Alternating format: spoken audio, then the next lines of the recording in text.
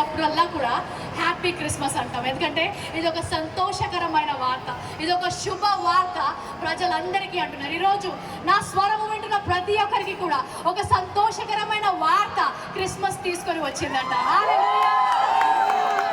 అనేక దశాబ్దాలుగా, ఎన్నో తరాలుగా మన దేశంలో, లోకంలో ఎన్నో ప్రార్థనలు చేశారు. మన దగ్గర కూడా మనందరికీ తెలిసిన ఉపనిషత్తులోంచి అసతోమ సద్గమయ, తమసోమ జ్యోతిర్గమయ, మృత్యోమ అమృతంగమయ, ఓం శాంతి శాంతి శాంతి అని ఎన్నో దశాబ్దాలు పండితులు, వేద పండితులు ఎన్నో ప్రార్థనలు చేశారు. అంటే అసతోమ సద్గమయ, అసత్యంలో ఉన్నామయ్యా, సత్యంలోకి నడిపించండి. తమసోమ జ్యోతిర్గమయ, చీకట్లో ఉన్నామయ్యా, వెలుగులోకి నడిపించండి. మృత్యోంగ అమృతంగమయ, మృతి చెందిన వారి వలె ఉన్నాము, జీవము లేని వారి వలె ఉన్నాము, మాకు జీవాన్ని ఇయ్యయ్యా అని ఉపనిషత్తుల్లో భారతీయ వేద పండితులు అనేక సంవత్సరాలు ప్రార్థన చేశారు.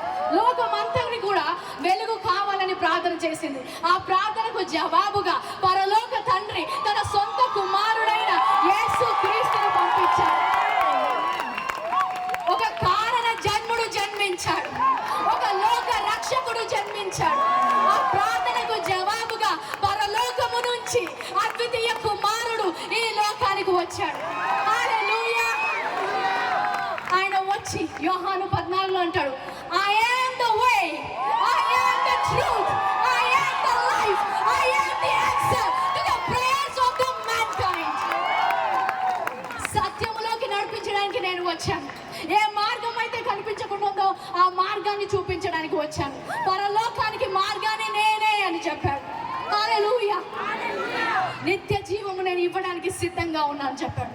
ఎప్పుడైతే ఆ సత్యము బయటికి వచ్చిందో, ఎప్పుడైతే సత్యము వింటారో అక్కడ స్వాతంత్రం ఉంటుంది. ఇక్కడ వీరందరూ ఇంత సంతోషంగా, స్వాతంత్రంగా ఎందుకున్నారంటే వీరు సత్యాన్ని ఎరిగి ఉన్నారు.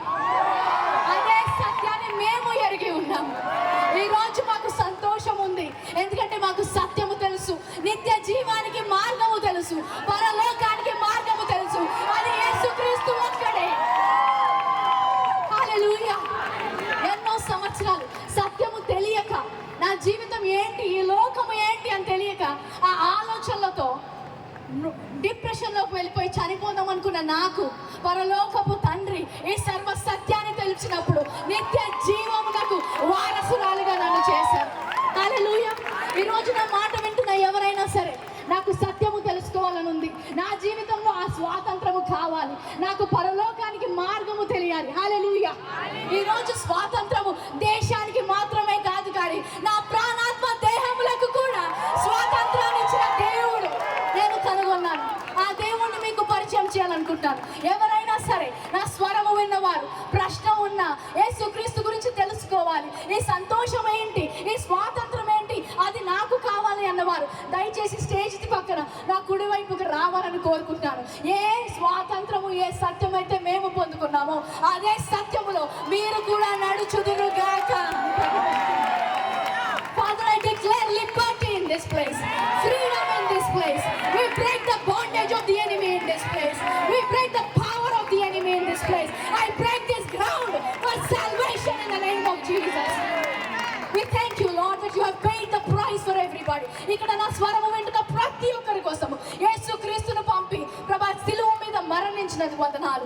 ఎంతమంది అయితే క్రీస్తును స్వీకరించడానికి సిద్ధంగా ఉన్నారు, వారి హృదయంలో ఈ రోజు ఒక విత్తనము నాటినందుకు వందనాలు. యేసు నామములో ఇక్కడ ఉన్న వారందరూ రక్షించబడుదురుగాక అని ప్రార్థిస్తున్నాను.